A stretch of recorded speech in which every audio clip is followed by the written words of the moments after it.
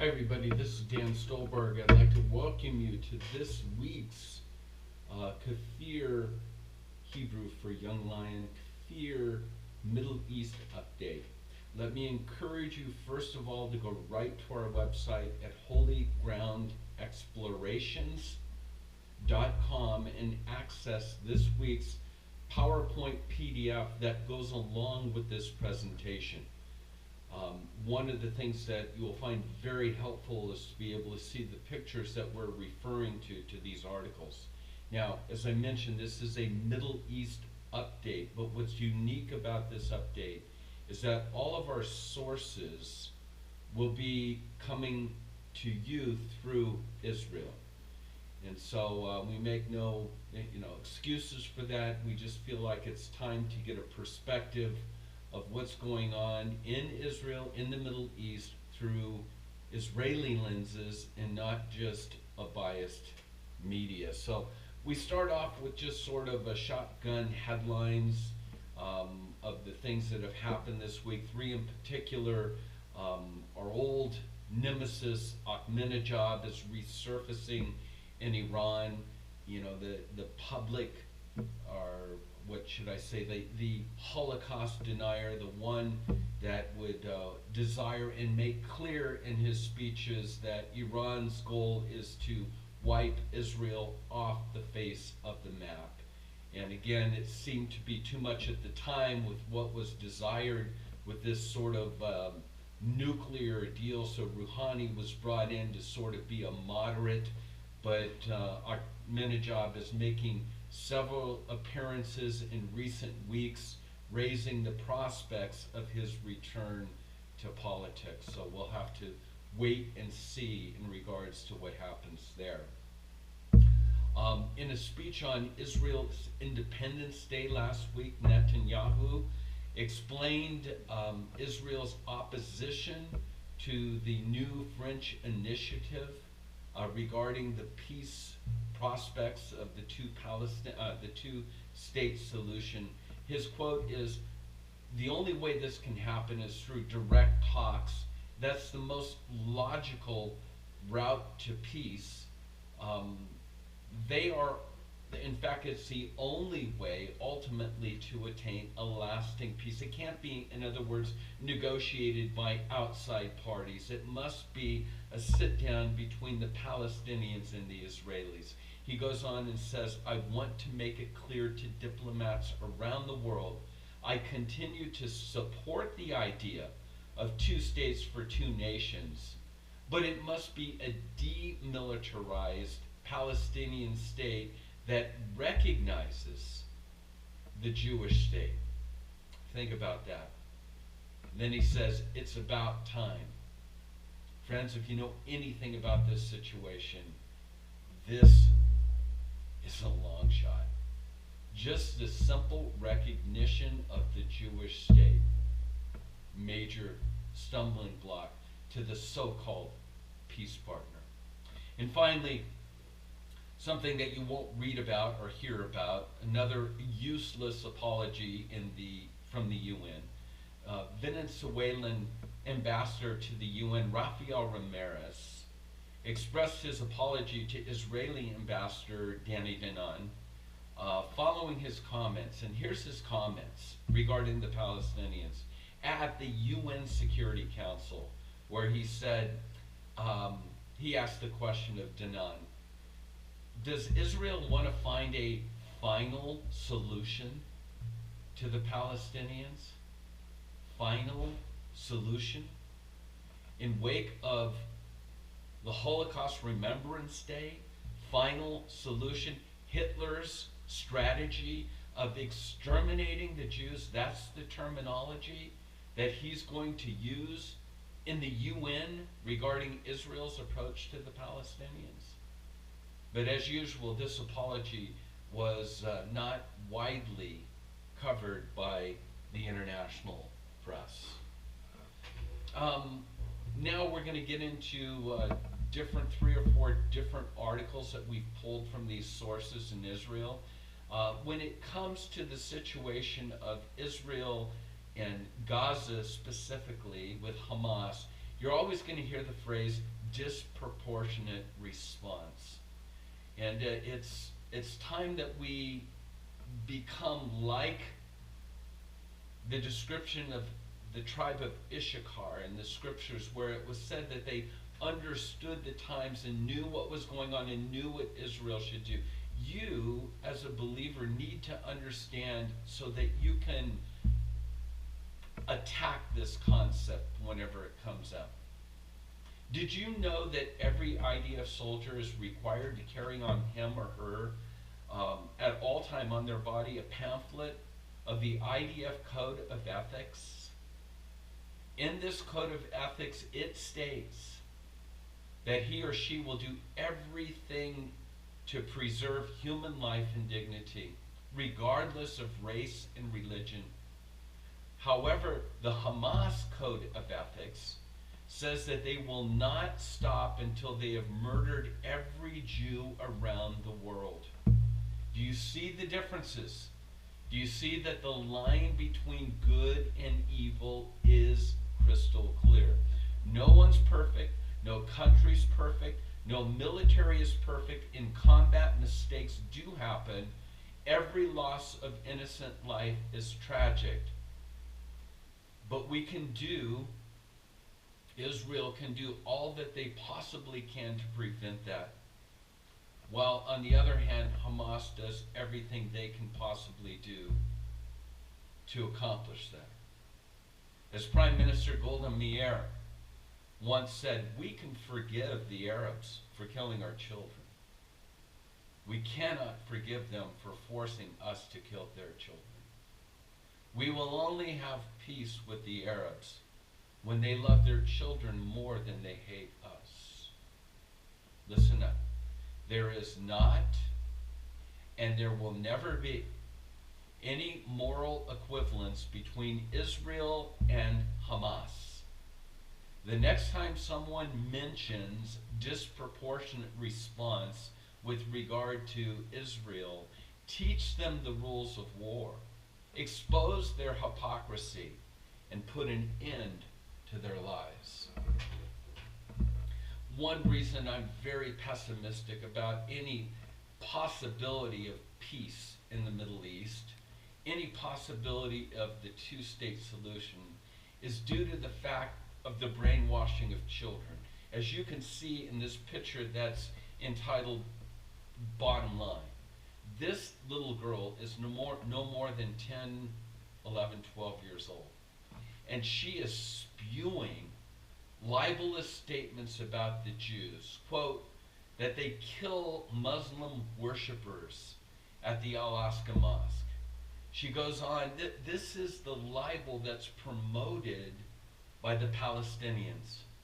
At the beginning of the terror wave, that's about 6 months old now, that has claimed 34 lives, Israeli lives, and over 400 that have been wounded. At the beginning of this, it was Palestinian Authority Chairman Mahmoud Abbas that incited the Palestinians by saying that the Jews had no right to defile their mosque with their filthy feet.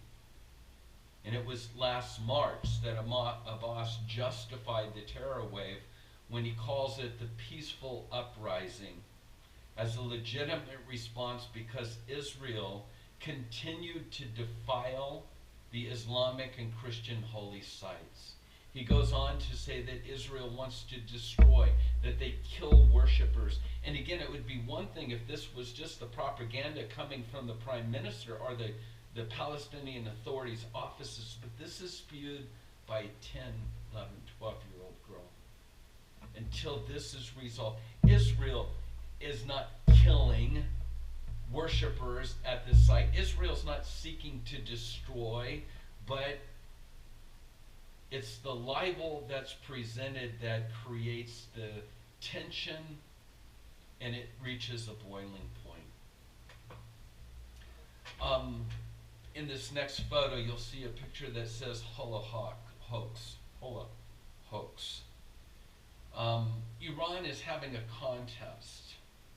Thousands of dollars are being offered to the winner of this cartoon contest that has to do with denying the Holocaust. Now, Iran has long backed armed groups that are committed to Israel's destruction, and its leaders have called for, as you know, Israel to be wiped off the map. It has criticized depictions of the Prophet Muhammad, arguing that Western countries tolerate expressions deemed offensive to Islam. But not the questioning or the denial of 6 million Jews being killed in what's called the Holocaust. They deny that. They're having a contest, awarding cash to the winner. Prime Minister Netanyahu has personally asked U.S. Secretary of State John Kerry to publicly condemn this Holocaust cartoon contest, while accusing Iran of setting the stage for preparing for the next Holocaust. Unfortunately, at the time of this report, word from Secretary of State John Kerry's office is simply silence. Nothing has been said. On a positive note, you'll see a picture here. It's called Baptismal site. There's a location at the base of Jerusalem, across from Jericho, that we've been using over the past 4 or 5 years to baptize people that go to Israel with us that either want first-time baptism or to rededicate their lives. It's probably closer to being the spot where John the Baptist's ministry was, and where Jesus was baptized, as well as the crossing. Somewhere within miles of this location would be Gilgal, where the children of Israel crossed over. Interesting. We used to baptize up in the Galilee, where the Jordan exits the Galilee, but this site, it has more authenticity. And the problem is that it's heavily mined. And so there's a road that you take off the main road that's kind of fenced on both sides with a barbed wire and signs about warning minefields or whatever. And apparently, coming at the end of this year and into next year, there's an organization that's called Halo that has taken on the task of removing all of these landmines. And so we look forward to this being a regular site that people can enjoy and remember the events that transpired in this place. This is an article I have to read to you. It's called "Don't Mess with Texas." Texas Governor Greg Abbott refuses Obama's request to lift state sanctions on Iran. He says that the nuclear deal undermines U.S. security and it poses an existential threat to Israel. So to all my friends in Texas, listen up. You already know this. Israel has no stronger ally in the United States than the state of Texas. That's true for several reasons, in part because of our personality similarities, but also in part because of our commitment to defending religious liberty and state sovereignty. There is no state, and I say it with a smile, in the country that defends state sovereignty more than Texas. And there's no country that defends state sovereignty more than the nation of Israel. As Prime Minister Netanyahu made clear to me during our meeting, Israel is the nicest house in a rough neighborhood. I am deeply disturbed by the Iranian deal that was struck by Obama. I view it as a potential existential threat to Israel and frankly to nations across the globe. It makes no sense to me why the United States would be an accomplice to arming and aiding economically a nation that to this day seems devoted to terrorism. And every step of the way during the negotiations and post-negotiation process, Iran has repeatedly shown unwillingness to comply with any of the demands that were expected of them. And you all know probably better than I do what Iran did in March, when it launched missiles saying in Hebrew, written on the missiles, that Israel should be wiped off the face of the earth. If that's not a message that the world should comprehend and understand the magnitude of it, then the world needs to wake up. I like this guy. And so, once again, don't mess with Texas. Now, I know that's very serious, but really on a more serious note, something that I would like to challenge you to think about. And we never would take this lightly, but the magnitude of what's taken place causes us a time to think this through and to understand what the concept of civil disobedience might be. This is a call for a nationwide civil disobedience to Obama's public school transgender bathroom mandate. Who would have ever thought we would get to this point? Who saw this coming a few years ago? Sometimes in order to obey God, we must disobey man. This is clearly one of those times. The Obama administration has mandated that public schools must allow boys who identify as girls to use the girls' bathroom and locker rooms. This means that teenage girls must undress and shower in the presence of biological males. Enough is enough. We must refuse to comply with this demand. Think about it. Think about what's transpiring. And as I said before, Issachar, understand what's going on and what we need to do about it. Reflection. Think about it. Pray.